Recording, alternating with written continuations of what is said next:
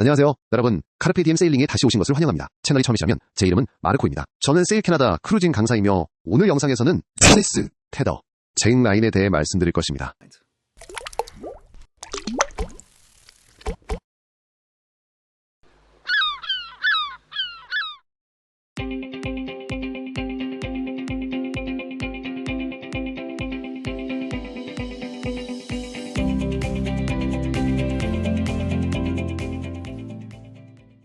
에피소드 45, 하네스와 잭 라인입니다. 하네스에 대해 먼저 살펴보겠습니다. 먼저 간단한 것부터 복잡한 순서로 다루겠습니다. PFD가 하네스와 통합되기 전, 과거에는 이것이 훨씬 더 일반적이었습니다. 잠시 후에 그것들에 대해 이야기하겠습니다. 이것은 간단한 가슴 하네스이며 테더는 이 디링에 연결됩니다. 이 하네스 외에 폼 또는 팽창식 PFD를 착용해야 했습니다. 당시 많은 싱글 핸더들은 PFD 없이 하네스만 착용하고 그것에 만족했습니다. 요즘에는 이것이 가장 저렴한 방법이지만 최선의 방법은 통합 PFD 하네스 조합이라고 생각합니다. 하지만 이것들도 이용 가능하며 여러분의 상황에 적합하다면 고려해 볼 만합니다. 통합 PFD는 머스탱 제품이며 정수압식입니다. PFD에 대한 영상은 나중에 제작할 예정이니 여기서는 자세히 다루지 않겠습니다. 이것은 통합형입니다. 이 제품은 두 개의 디링이 있습니다. 착용 시 반드시 함께 고정하는 것이 매우 중요합니다. 제대로 맞는지 확인하시고 테더는 디링 하나가 아닌 두 개 모두에 연결하십시오. 하나에만 연결하면 이 플라스틱 버클이 손상될 수 있습니다. 그러므로 장비를 이해하고 올바르게 사용하시기 바랍니다. 이것은 하네스가 통합된 정수압식 팽창 PFD입니다. 이것은 머스탱 제품입니다. 다른 버전도 있습니다. 다른 회사들도 있습니다. 제가 꽤 마음에 들어하는 장비는 스핀록입니다. 이것은 스핀록 덱베스트 라이트 플러스입니다. 플러스는 여기에 직물 재질의 통합 하네스 루프가 있다는 것을 의미합니다. 그것은 하나만 있습니다. 그리고 여기에 버클이 있습니다. 다시 말씀드리지만 올바른 착용법과 연결법을 반드시 이해하십시오. 이것이 스핀록 덱베스트 라이트 플러스입니다. 덱베스트 라이트에는 그 루프가 없습니다. 따라서 루프가 있는 모델의 플러스가 붙는 것입니다. 이제 한 단계 더 높은 모델로 덱베스트 5D가 있습니다. 이는 기능이 가득한 오프쇼어 베스트입니다. 지금 당장 자세히 설명하지는 않겠습니다만 여기 테더용 루프와 부착부가 있습니다. 스핀록은 비토를 만듭니다. 그리고 통합 하네스가 있는 PFD를 만드는 다른 회사들도 많이 있습니다. 제가 말씀드렸듯이 버클을 올바르게 채우는 것에 대해 언급했습니다. 하지만 갈비뼈 주위에 단단히 착용하는 것이 정말 중요합니다.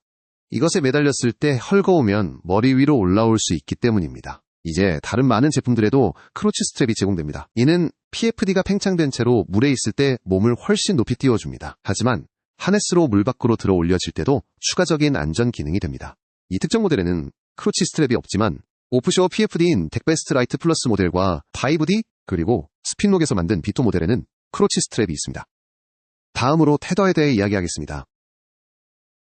요즘 대부분의 장비와 마찬가지로 테더는 선택지가 많습니다.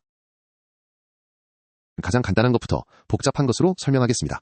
가장 간단한 테더는 이처럼 꿰맨 루프와 간단한 클립으로 된 닫힌 루프입니다. 잠금 클립 같은 것은 아니며 이 끝에는 풀링 장치가 없습니다. 따라서 이것을 착용하려면 테더를 실제로 통과시켜야 합니다. 클립을 루프에 통과시켜 다시 제자리로 돌려야 합니다. 이것은 매우 안전한 고정 지점입니다. 하지만 여러분은 구조용 칼 같은 것을 꼭 가지고 있어야 합니다.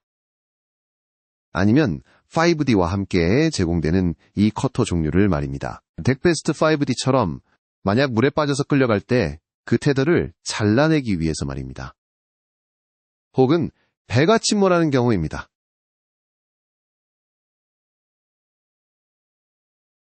한쪽 끝에 박음질된 아일렛이 있는 테더의 다른 버전입니다. 이것은 잠금 클립이 있습니다.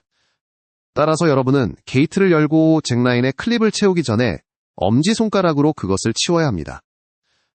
따라서 이것은 잠금장치 없는 카비너나 클립보다 더 안전하게 부착됩니다. 하지만 이쪽 끝은 박음질되어 있습니다. 이것의 또 다른 점은 6피트 테더이지만 그 안에 번지가 있어서 늘어난다는 것입니다. 그래서 일단 몸에 연결되면 다룰 테더가 줄어듭니다. 대부분의 테더는 길이가 6피트, 이거나 3피트와 6피트짜리 이중 테더를 얻을 수 있습니다.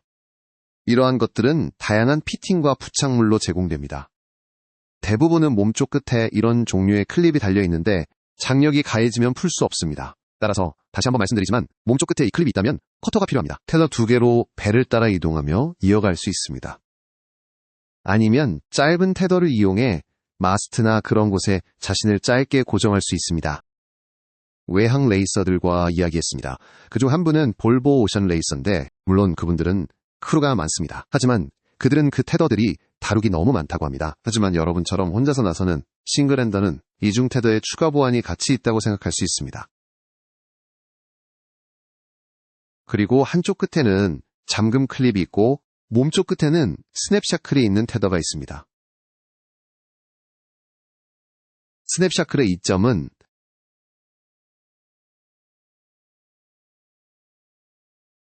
여러분이 끌려가거나 배가 침몰할 때 이 작은 빨간 탭을 당기면 하중을 받는 상태에서도 테더를 풀 수 있어서 커터가 없어도 됩니다. 문제는 얼마나 자주 발생하는지 모르겠습니다. 이것들이 실수로 풀린다는 소문이 있지만 사실 여부는 모르겠습니다. 그러므로 폐쇄 루프를 사용한다면 우발적으로 벗겨지지 않습니다. 그러나 몸을 잘라낼 도구가 있어야 합니다. 만약 스냅샤클의 이점을 선호하신다면 선택은 귀하에게 있습니다. 실제 잭라인, 즉 테더를 걸 곳에 대해서도 또한 몇 가지 선택사항이 있습니다. 웨빙 조각에 클립이 꿰매어진 전용 상업용 버전을 구매하실 수 있습니다. 그리고 그것을 클리튼 앞에 단단한 지점에 고정하고 각 면에 하나씩 연결합니다. 그것들은 꽤 비싸고 실제로는 상당히 제한적이라고 생각합니다. 배에 맞는 길이를 찾아야 하는 문제 등 때문입니다. 저는 그것들을 그다지 좋아하지 않았습니다. 클립은 고장나는 것으로 알려져 있습니다. 몇 년 전 해상 경기 중 하나에서 그 클립 중 하나가 실제로 휘었습니다. 일직선이 아닌 측면으로 하중이 가해져 사람의 테더가 휘면서 배 밖으로 떨어지게 되었습니다. 그래서 저는 여러 배에서 가르치면서 다음과 같은 것을 알게 되었습니다. 지역 등산 용품점에 가서 400파운드의 파단 강도를 가진 등반용 웨빙을 구매했습니다. 이것은 넘어졌을 때 지지 않은 용도입니다.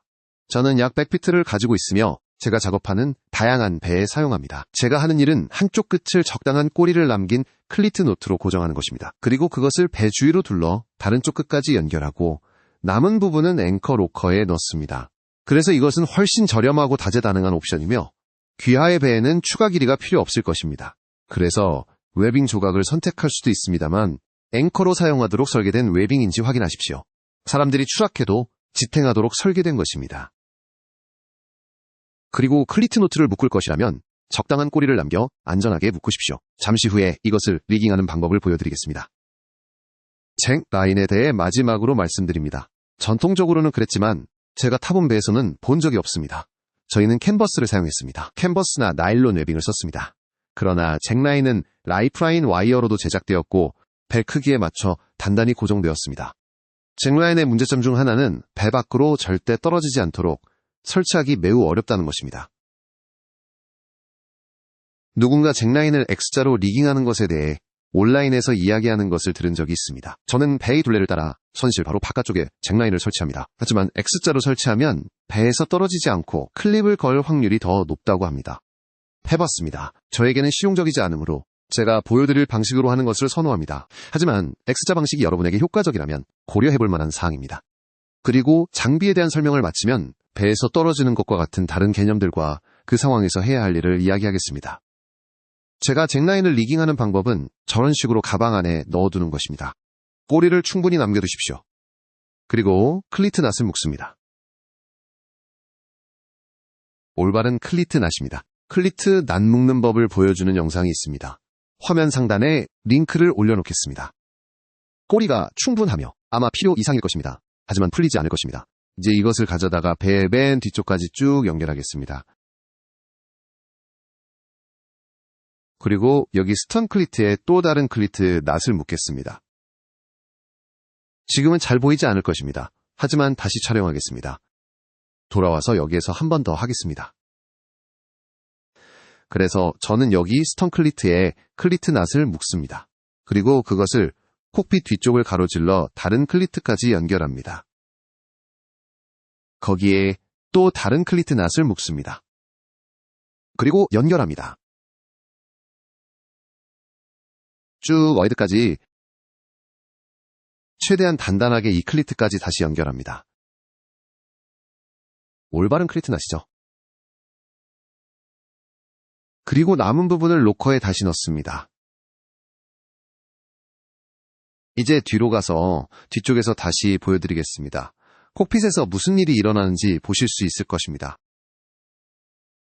잭라인이 단단하게 고정된 상태에서 캐빈 탑을 따라 평평하게 놓여 있습니다. 저는 여기서 잭라인을 연결합니다. 여기 뒤쪽으로요. 육상 전원 코드는 바다에서 사용하지 않을 것입니다. 클리트 낫을 최대한 단단하게 묶습니다. 저 클리트에 클리트 낫을 말입니다. 그리고 나서 다른 스톤 클리트로 가로질러 연결합니다. 다시 한번 단단하게 합니다. 제대로 된 클리트 낫 또는 클리트 히치로요. 용어에 관심이 있으시다면요. 그리고 나서 이것을 앞으로 연결합니다. 양쪽에 두 개만 연결하는 것보다 이렇게 연결하는 것의 장점 중 하나는 헬름이 실제로 여기에 클립을 걸 수 있다는 것입니다. 저기에는 안 됩니다.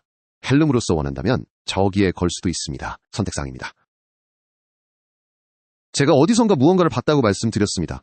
제 생각에는 물결표 중 하나에서요. 누군가가 이런 작은 도면 같은 것을 제공했었습니다. 또는 손으로 그린 그림으로 잭라인을 X자로 리깅하여 배에서 떨어지는 것을 방지한다고 합니다. 그래서 이것이 실제로 어떻게 작동하는지 한동안 곰곰이 생각해 보았습니다. 그래서 당신의 배에서 이것이 잘 작동할지는 직접 판단하십시오. 이 방식은 저에게는 문제가 있습니다. 일단 여기서부터 이것이 너무 높아서 걸려 넘어질 위험이 있습니다. 그것이 윈치와 너무 가깝습니다. 집 시트나 제노아 시트가 움직이면서 윈치와 문제를 일으킬 것입니다. 우리는 윈치에 닿지 않도록 그것을 스턴 풀핏이나 푸시핏 바깥쪽에 연결했습니다. 그렇지 않으면 그것이 윈치 바로 위에 있게 됩니다. 그래서 저에게는 이 배에서 이 방법은 불가능합니다. 이제 제가 콕핏 밖으로 나가서 앞으로 이동하더라도 이것은 전혀 문제를 해결하지 못합니다. 제가 넘어지면 저는 물에 빠집니다. 그것은 제가 하는 것과 전혀 다를 것이 없습니다. 그리고 여기서 앞으로 이동하면 X에 도달하는데 다시 말하지만 이것이 실제로 문제를 어떻게 해결하는지 모르겠습니다. 그래서 저희가 시도해본 것은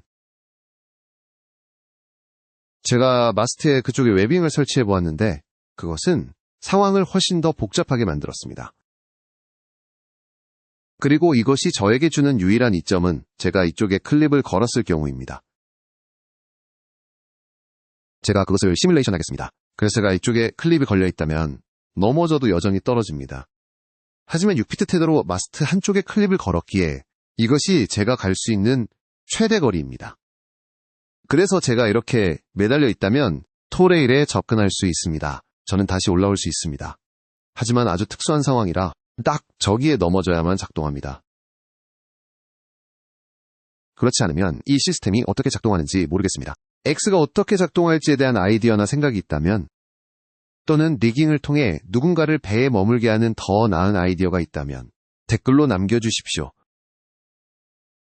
이에 대한 제 생각은 누군가 배 밖으로 떨어지는 것을 막는 유일한 방법은 오버헤드입니다. 그리고 오버헤드에서 매달리는 것인데 이것은 완전히 비현실적입니다. 저는 정말 신중히 생각했습니다. 제가 하는 것보다 더 좋은 방법은 없습니다. 그것은 단순히 배의 둘레를 따라 시트를 연결하는 것입니다. 그리고 잠시 후에는 배에 묶여 있더라도 넘어지는 것을 방지하는 방법에 대해 이야기할 것입니다. 이제 저희가 모든 장비와 리깅하는 방법에 대해 실제로 이야기했으니 언제 실제로 클립을 걸어야 하는지에 대한 몇 가지 점을 다루고자 합니다. 물론 이것은 싱글 핸디드 영상이거나 혼자 세일링하는 크루를 위한 것입니다. 하지만 혼자 세일링하는 크루만 하네스와 잭시트를 사용하는 것은 아닙니다.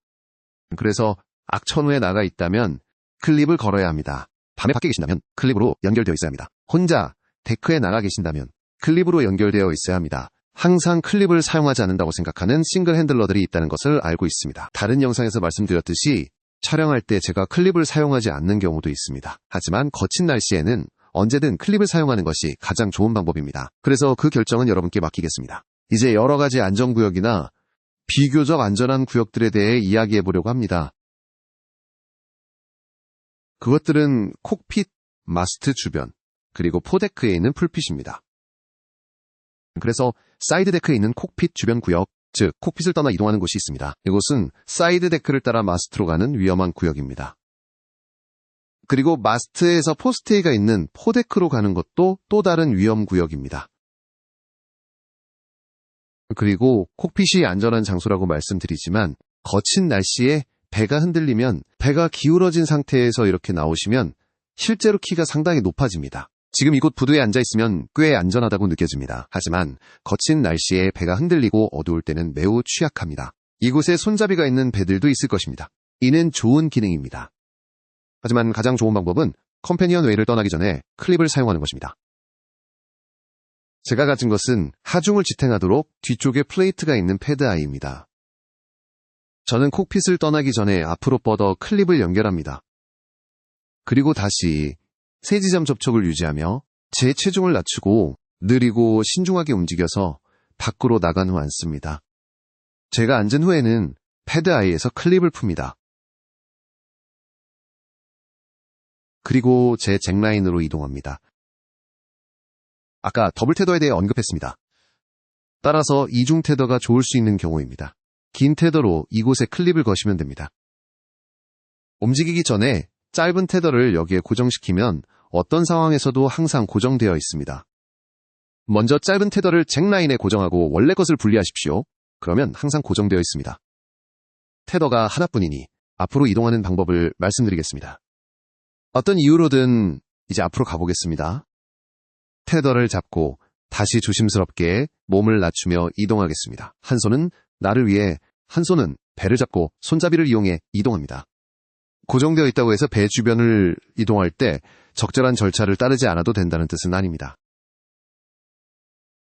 고정되어 있더라도 고정 안 된 것처럼 하십시오. 그렇게 느끼십시오. 고정되어 있지 않을 때만큼 조심하십시오.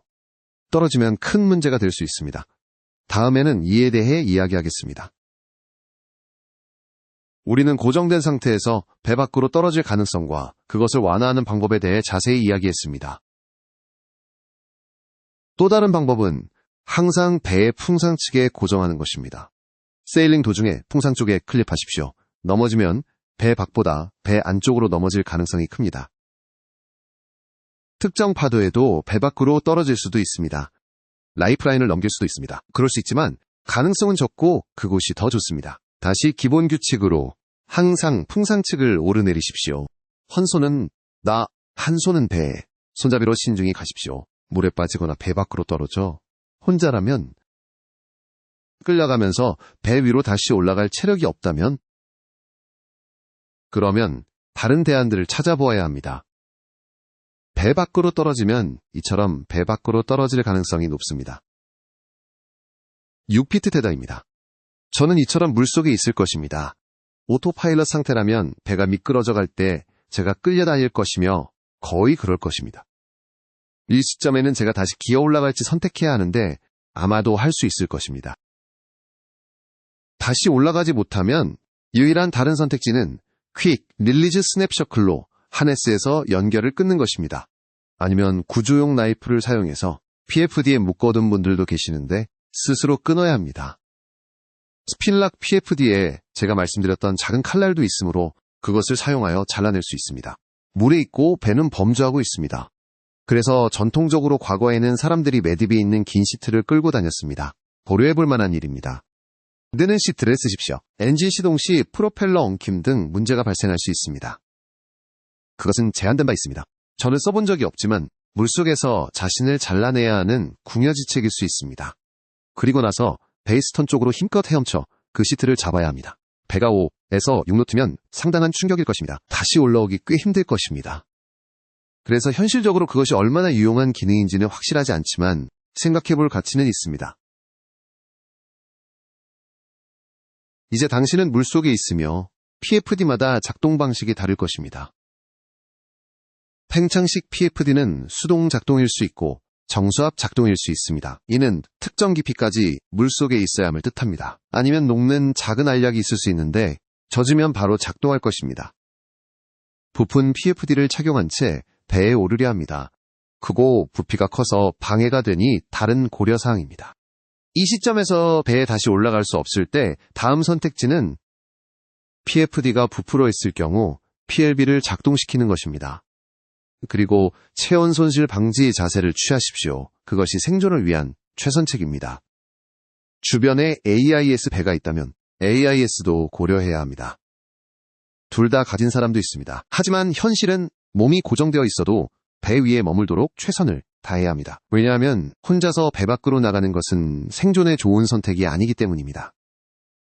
너무 부정적인 어조로 마무리하고 싶지는 않지만 매우 중요하고 심각하다는 점을 강조하고 싶습니다. 혼자서 배를 조종하는 것이며 다른 영상에서도 말했듯이 혼자서 조종할 때는 항상 그렇습니다. 혼자서 야외 활동을 할 때는 항상 더 높은 기준을 세우는 것입니다. 위험 수준을 높이는 것이고 작동하지 않을 수 있는 선택지가 있을 수 있습니다. 어려움에 처하게 될 수도 있습니다. 그러니 최선을 다하시고 그것이 혼자서 감수하는 위험이라는 것을 이해하셔야 합니다. 또한 고려해야 할 것은 꼭 나가야 할 필요는 없을 수도 있다는 점을 생각해 보십시오. 일개보가 심각하거나 그와 비슷한 상황이라면 항상 나갈 필요는 없습니다. 싱글핸더의 경우 크루가 함께라면 나갈 수도 있을 거친 날씨에는 나가지 않는 것을 고려해야 합니다. 새 에피소드는 매 격주 수요일 오후 6시에 업로드됩니다. 다음에 히빙 2를 다룰 때 뵙겠습니다. 그때까지 여러분 모두에게 순풍과 잔잔한 바다가 있기를 바랍니다.